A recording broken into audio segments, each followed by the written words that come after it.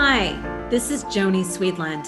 Welcome to the Strong Women, Stronger World podcast, where each episode we interview different leaders to help accelerate your leadership learning, challenge you to take risks to advance your own career, and teach you how to lead from inside out.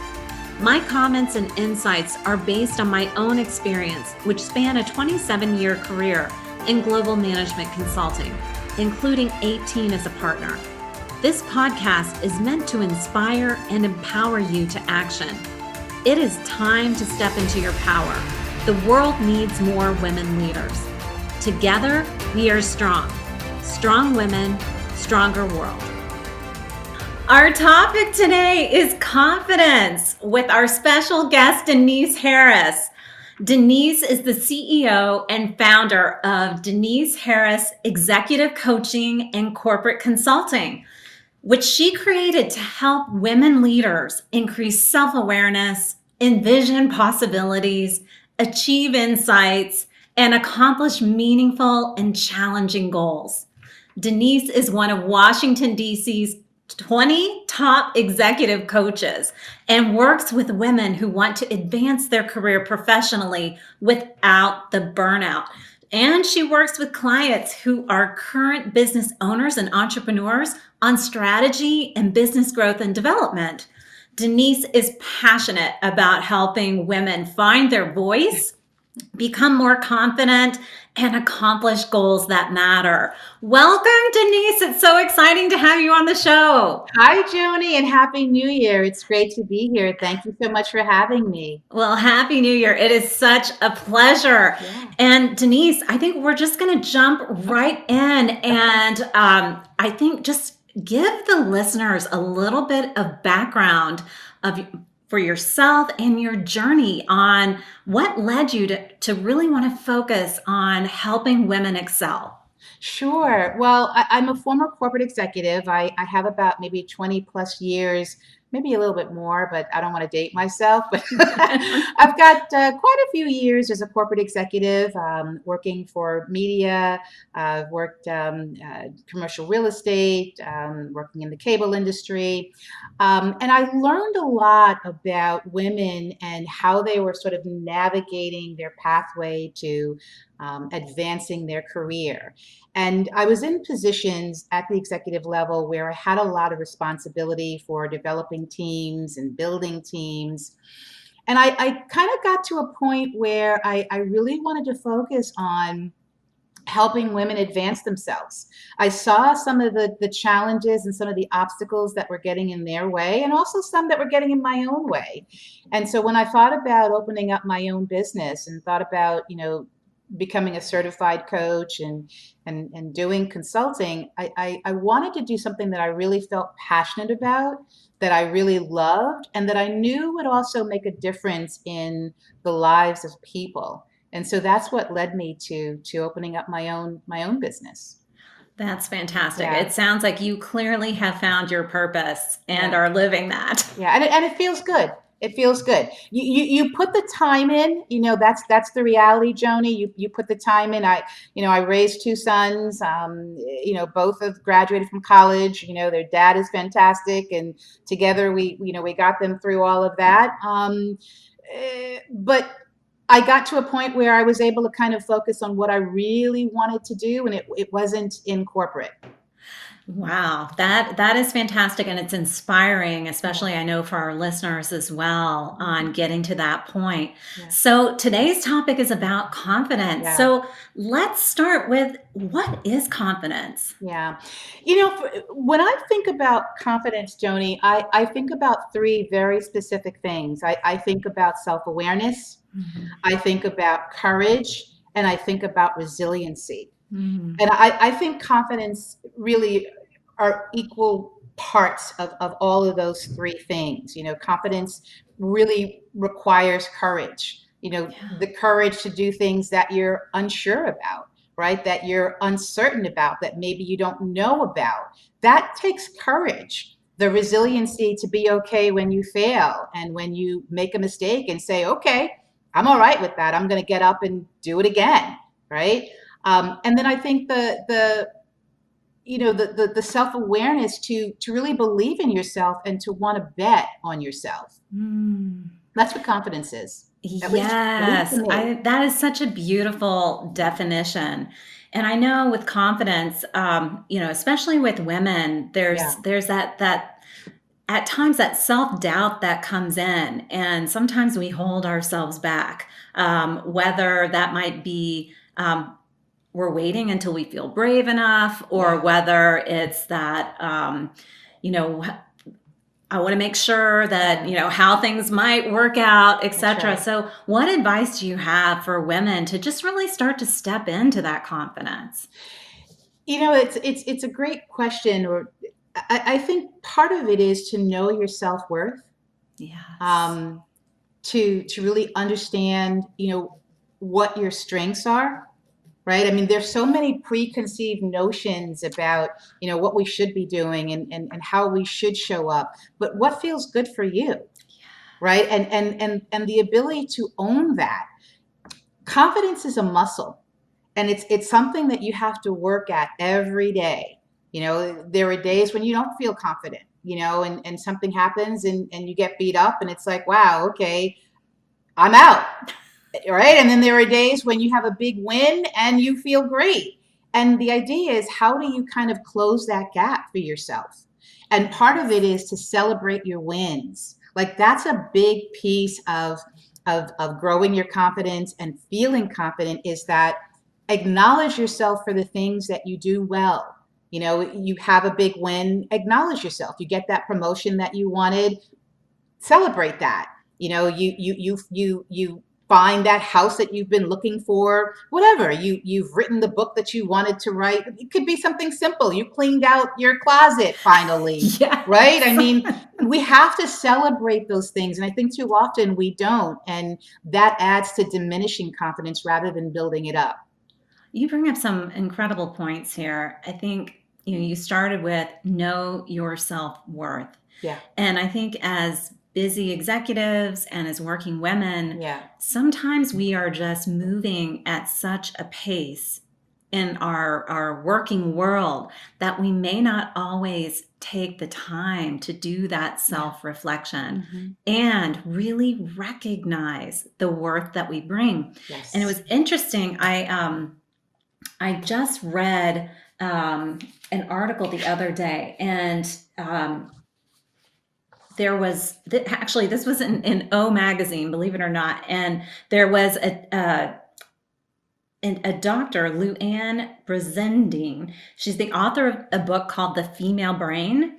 Okay. And she actually said that there is a part of our brain that is assigned the task of negative thinking, Yeah. which I thought was so interesting because as women, we're wired, Yeah. and they believe a lot of this came about because we have to be so emotionally responsive to nonverbal infants. And that's kind of the primal kind of reason why it's there. But in doing that, I think back even to my own career or other women I've talked with, and thinking about going through like performance reviews or things. Yeah. And it's so interesting that I can remember times when people are giving me positive feedback, but then there might be one negative. I couldn't remember like the I three know. positive things, Yeah. but it's like that Right. one negative thing Yeah. you hone in on, Yeah. right? That's What so is very that common. about? Yeah, that is so very common. I mean, I think the brain is much more willing to accept the negative thoughts than to accept the positive stuff. And Yeah. it's interesting because that negativity is what holds us back from taking risks, right? Or what keeps us stuck, or what has us listening to that little voice, that inner critic that says, who do you think you are doing that? Like, no, you're Yeah. not going to be able to achieve that. Just go back to where you're comfortable and have a seat, right? Have a seat, relax. You don't need to do anything that's outside your comfort zone.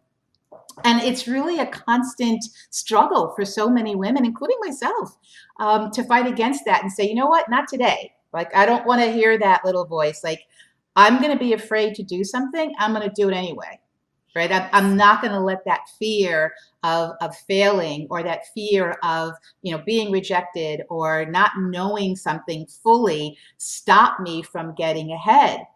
And to Yes. your point, I think the brain wants us to be comfortable, right? That's what the amygdala is all Yes. about, right? The amygdala says, don't do anything outside the comfort zone. Don't do anything that feels strange or feels weird.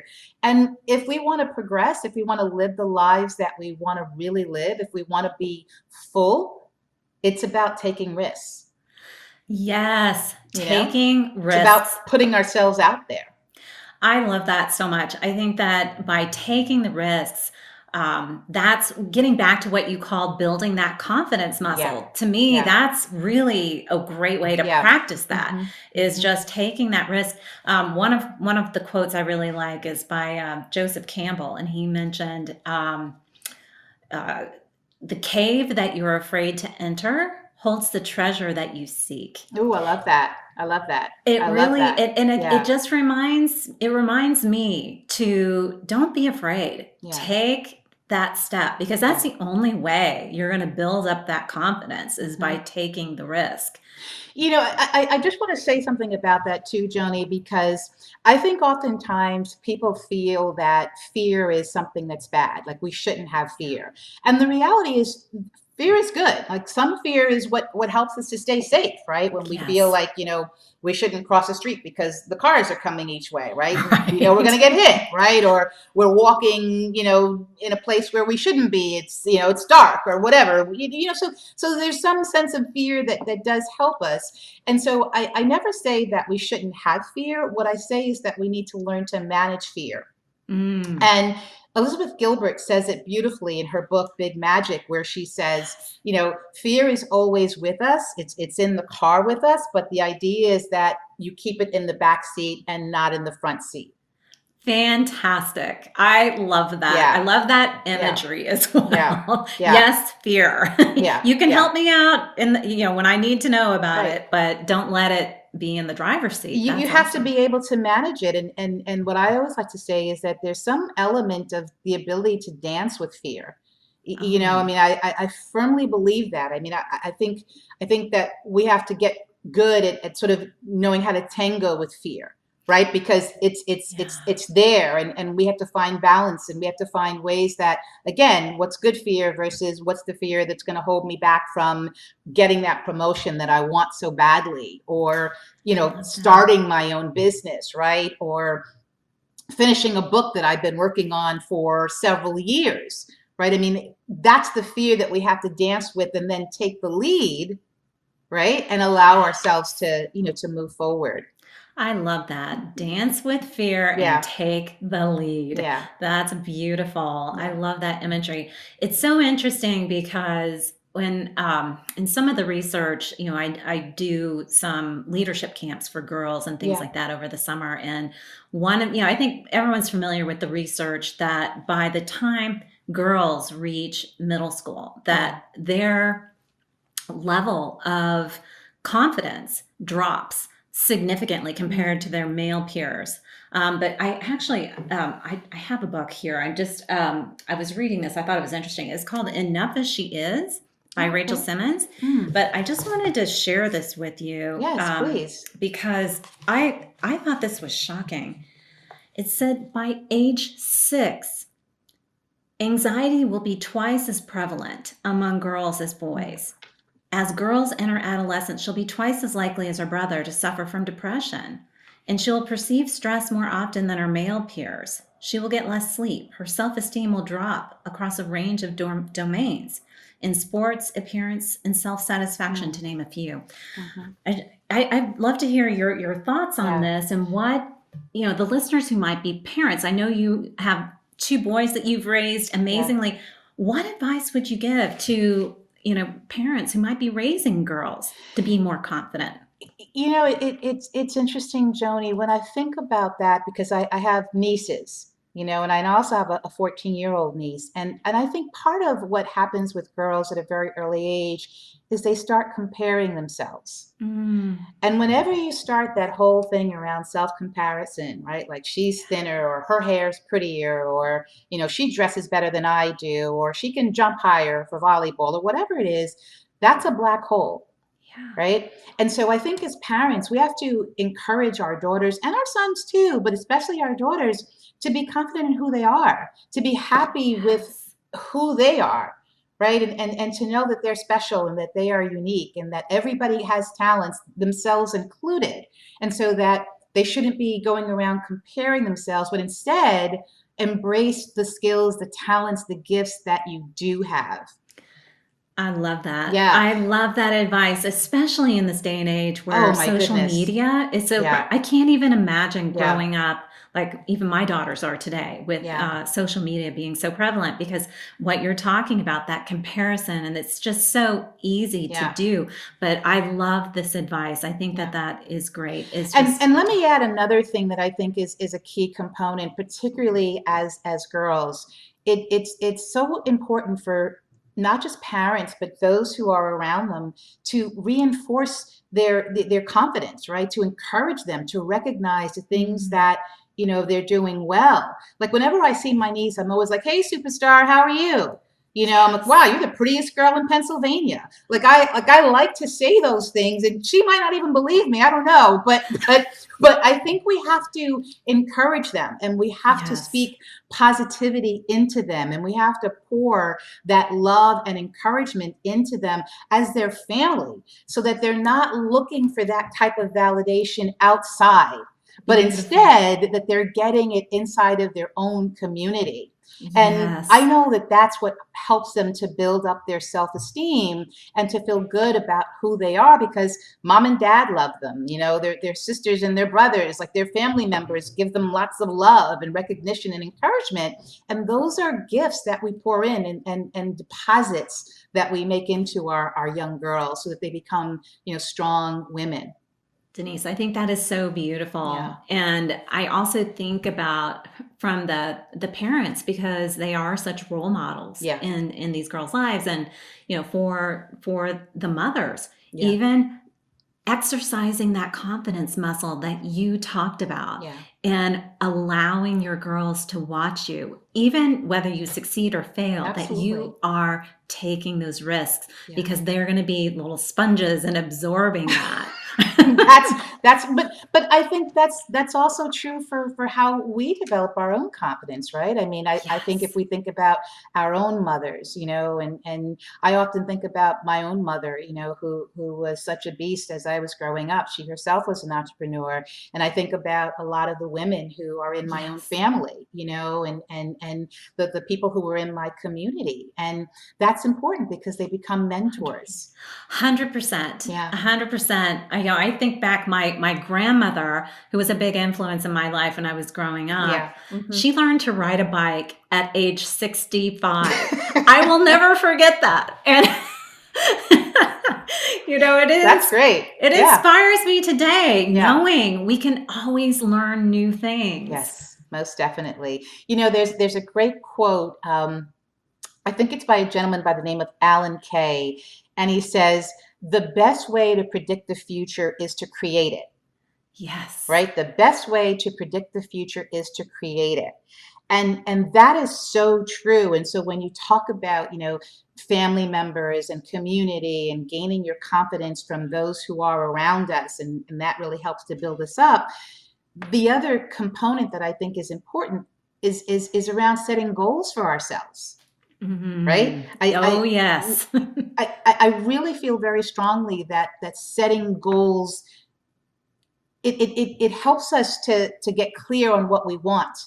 And I talk about that now because I was setting goals like from seventh and eighth grade, and Oh, into yes. high school. I wanted to be the editor in chief of my yearbook, and I was thinking about it and thinking about it. And when it came time, junior year to apply for it, I was like, I'm going to be that. I'm going to do that, and I did. Yes. Yes. Um, I want to go to a college, I want to go to this certain college, and I want to do this internship, and I think that by setting goals for ourselves and helping our kids, our daughters, our sons to set goals for themselves as well, that provides a lot of clarity, and it provides momentum, and it helps us to appreciate again our skills and our strengths and what we're good at, and know that we can accomplish things, and that even though something may be really hard, that we can still do it. And we need that. Absolutely. I Yeah. think that would do a lot Hmm. in the confidence area. And it also gets back to what you had mentioned earlier and celebrate those Oh, yeah. Yeah, accomplishments, 100%. Yeah, celebrate the 100%. success, Mm-hmm. because we don't always take the time to do Yeah. that. Yeah. But I think that there's a lot in that for women to really take that time to Yeah. celebrate. And I would say that when we don't celebrate our wins, what we forfeit is the acknowledgement of the strength that we were able to accomplish something. Yes. I have a client who has built this phenomenal sustainable business in fashion.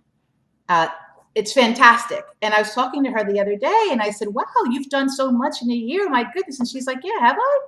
And I'm like, well, wait a minute. You just got into this extraordinarily competitive, entrepreneurial accelerator. You now have a brand new product line that's doing phenomenal, right? I mean, you've got all the stuff that you've been working on that you've achieved, and she wasn't celebrating it. And in the Wow. conversation, though, she started to realize, wow, I moved from point A to point B Yes. without really taking time to say, yes, I did that. And I think that's just so important. Yeah, what you're describing, Denise, is almost like a strategic pause, Yeah. like really taking Yeah. that strategic It's pause a for great way to put it. yourself, Mhm. whether that is once a week, whether that's once a month, whenever you can carve out that Yeah. time, but Mhm. really thinking strategically Yeah. about what you have accomplished. Yeah. Because I think we get into our own rhythms and sometimes we're so productive, but we don't really realize that we're accomplishing all Yeah. those goals and all of those things that we've set out for ourselves. It's important. It really is. I love that. Yeah.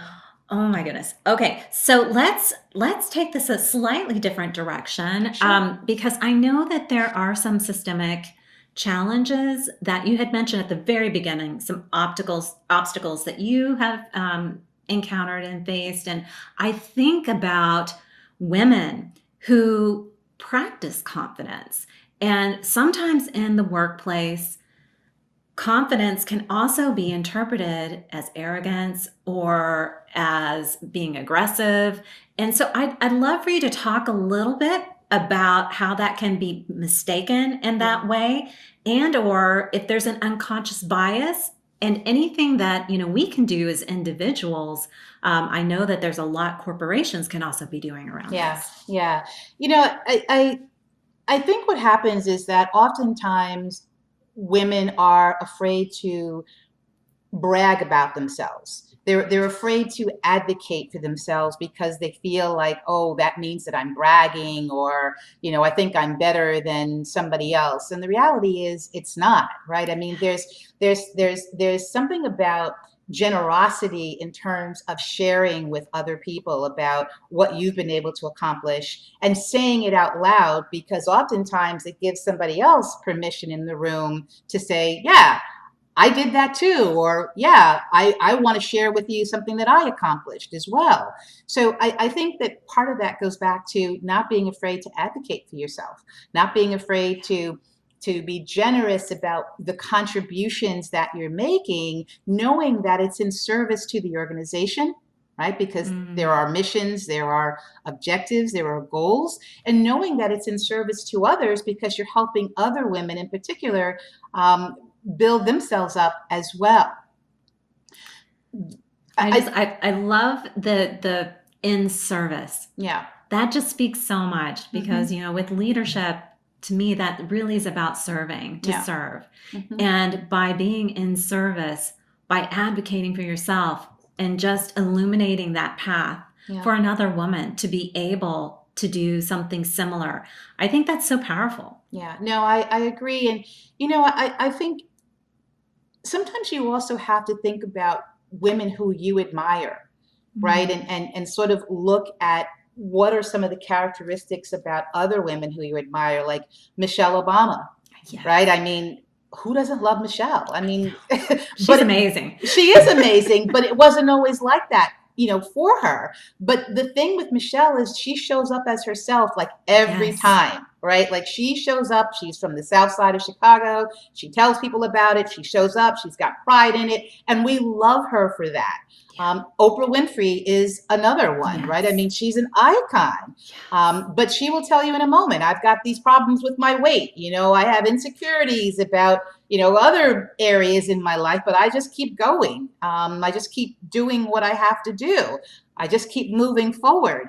And recently I heard Jennifer Lopez. She was on a show and she was talking about how people used to tell her that, she wasn't a good singer and she wasn't a really good actor and she was just an okay dancer. And she said, you know what? I used to hear those things and I kept singing and I kept dancing and I kept acting. I just kept moving forward. I just kept getting better at the things that were really important to me. And so when you say, well, what does that look like in the business environment? That's the same thing.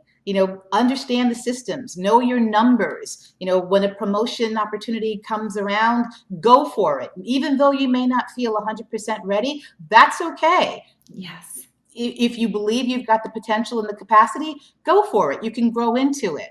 But that's the whole thing again about, nourishing your own self-confidence. And it's something that, as I said earlier, you have to constantly practice it. And the workplace can be a very, it can be a toxic environment sometimes. Yeah. That's just the reality of it. But we have to find ways to, find our own joy and to find the things that we love doing and to know our strengths and our skills and to leverage them. I love that. I love the themes of the authenticity and the vulnerability as a strength, and knowing yourself and knowing your strengths and bringing all of that to bear in the workplace. I think that's such a beautiful thing. So talking about that, because one of the parts of leadership is really about having a personal brand. How does confidence play into that? I think the thing with personal brands and confidence is that if you are aligned with your values and if you're in alignment with the things that you're passionate about, then that confidence is going to come through. Yes. Right? I mean, Yes. I think that's a key component. Like if you really love what you do and you are really enjoying it, that confidence is going to show up, and that's your brand. Right? Yes. Because if you believe in yourself, that's really all that matters. That you believe in yourself and that you're willing to bet on yourself, and that's your brand right there. Right? I love that so much, and just being aligned with your core values. And it's interesting because I don't know how many people actually even are aware of their core values or have taken the time. Yeah. And I don't know if you have any suggestions for our listeners if that's something they would like to explore. Well, actually, I have developed an assessment called the IVP. It stands for Internal Values Proposition. It's based on 3 distinct areas. So it measures level of self-awareness, it measures your motivation, and your willingness to step outside of your comfort zone. And when you take the assessment, depending on where you land, it also gives you a list of values that are very likely aligned to the responses that you gave. You can go onto my website. It's DeniseHarrisOnline.com and take the assessment for free and learn a little bit about yourself, because honestly, Joni, that's where everything starts. It's in knowing who you are and knowing about yourself and what you believe in and your values. 100%. I think that's so important, because when we know that purpose, those values, that's really our inner leader. And that's where we can really start living our life from inside out, according to our own definition of success, as you alluded to earlier. And it brings you that confidence because you know more about your strengths. So that sounds fantastic. Yeah. Oh my goodness. All right. So Denise, before we let you go, there is a keystone question that we ask all of our guests. So, what makes you feel strong? I think what makes me feel strong is when I am challenging myself. Yeah.